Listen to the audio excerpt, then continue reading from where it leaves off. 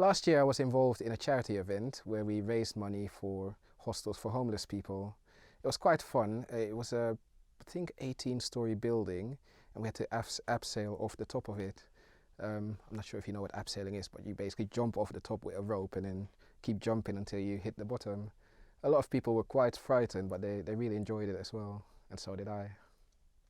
I'd been reading a lot about young students, like pupils that weren't getting the support they needed, like with their reading, and so I was particularly moved to do something to help with that. And I found out about a charity called Book Time, which allowed people to give up some of their time to go to a school and read with a child that wouldn't have that support at home. So in a way I felt that I was giving up more than just my time.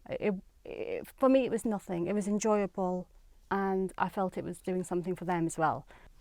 I don't really donate to charity on a regular basis, but I find that particularly in winter I get really upset by homeless people that I see on the streets, and I just think how lucky I am, and that's the time of year that I always try and donate just a little bit of money, and I hope that that improves people's lives in a small way. When I was in my teens, actually, I saw the pictures on television of the famine in Ethiopia.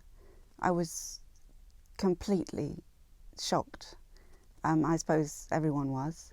I had been brought up in Malawi and had only come to Britain a few years earlier, so I think I was more devastated because the children looked like my friends.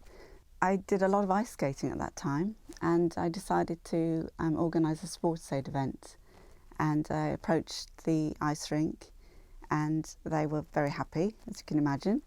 And I put together all the sponsor sheets and contacted the local newspaper, and they came along and took a photograph of all the ice skaters, and the local radio station came and interviewed me, and we raised over £1,000, so I was very pleased with that.